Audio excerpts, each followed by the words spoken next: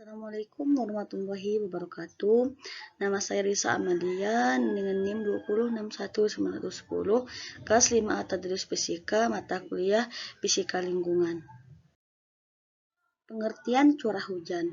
Curah hujan merupakan jumlah air yang jatuh di permukaan tanah dasar selama periode tertentu yang diukur dengan satuan tinggi milimeter di atas permukaan horizontal.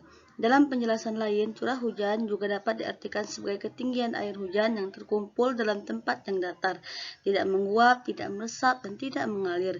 Indonesia merupakan negara yang memiliki angka curah hujan bervariasi dikarenakan daerahnya yang berada pada ketinggian yang berbeda-beda. Curah hujan 1 mm artinya dalam luasan 1 meter persegi pada tempat yang datar terampung air setinggi 1 mm atau tertampung air setinggi 1 liter. Menurut Triatmodjo 2008. Distribusi curah hujan. Distribusi curah hujan adalah berbeda-beda sesuai dengan jangka waktu yang ditinjau, yakni curah hujan tahunan atau jumlah curah hujan dalam setahun, curah hujan bulanan, curah hujan harian, curah hujan per jam. Harga-harga yang diperoleh ini dapat digunakan untuk penentuan prospek di kemudian hari dan akhirnya untuk perencanaan sesuai dengan tujuan yang dimaksud. Distribusi curah hujan menurut rainfall di suatu daerah digambarkan dengan isoyot, dapat menggunakan data tahunan hasilnya, berapa isoyot tahunan, data bulanan, bahkan data harian. Peta isoyot yang dibuat kelihatannya tergantung kepada pos penangkaran hujan atau jumlah pos penangkaran hujan per satuan luas. Distribusi hujan yang jatuh di suatu wilayah dari waktu ke waktu polanya tidak sama. Pola distribusi curah hujan.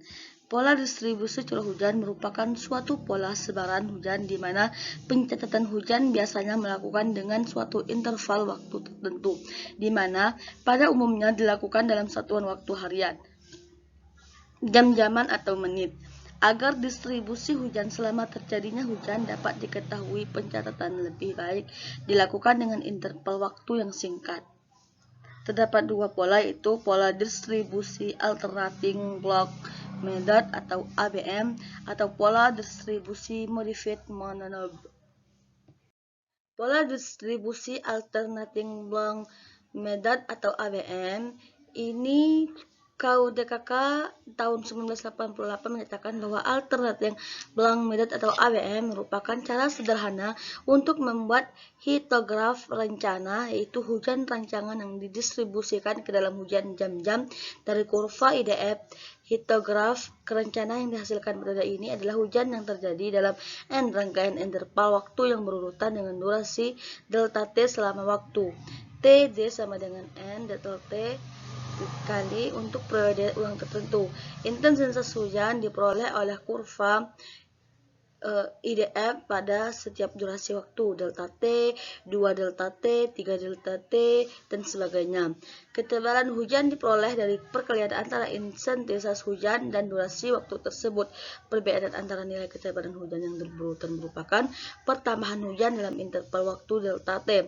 Pertambahan hujan tersebut atau blok-blok diurutkan kembali ke dalam rangkaian waktu dengan intensitas maksimum berada pada tengah-tengah durasi hujan, TD, dan blok-blok sisanya disusun dari urutan menurun secara bolak-balik pada kanan dan kiri dari blok tengah.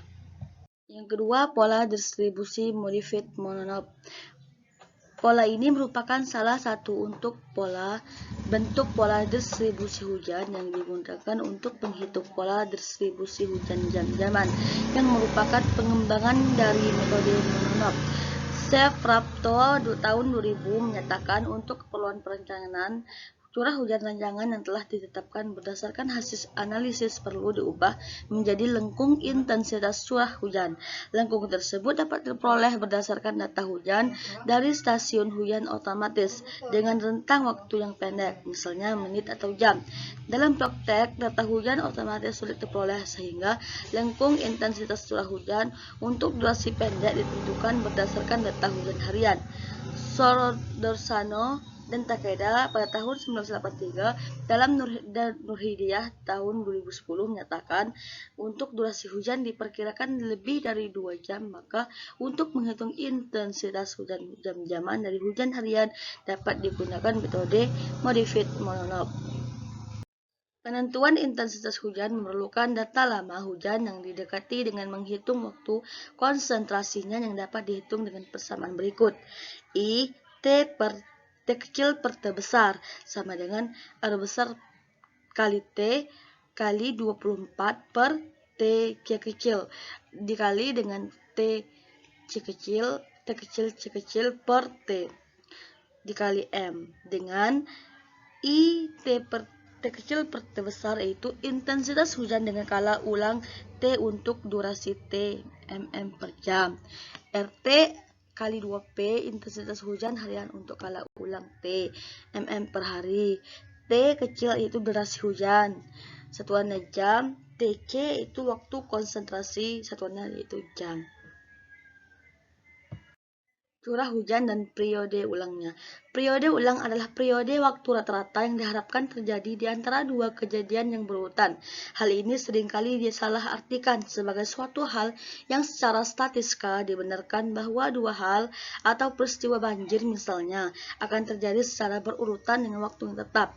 Periode ulang atau TR adalah bilangan terbalik dari kementakan atau P.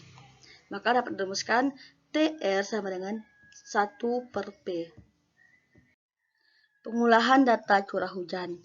Data curah hujan merupakan data yang umum tersedia di Balai Penyuluhan Pertanian. Sayangnya, ketersediaan data tersebut masih belum banyak dimanfaatkan secara lokal oleh para penyuluh pertanian.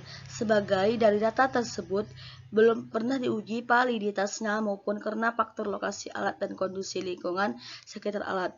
Ketika tidak meragukan kemampuan penyuluh untuk mengukur dan mencatat data dari penakar hujan, namun kurangnya sosialisasi mengenai keakuratan oleh terjadi salah satu faktor yang mempengaruhi reliabilitas data hujan.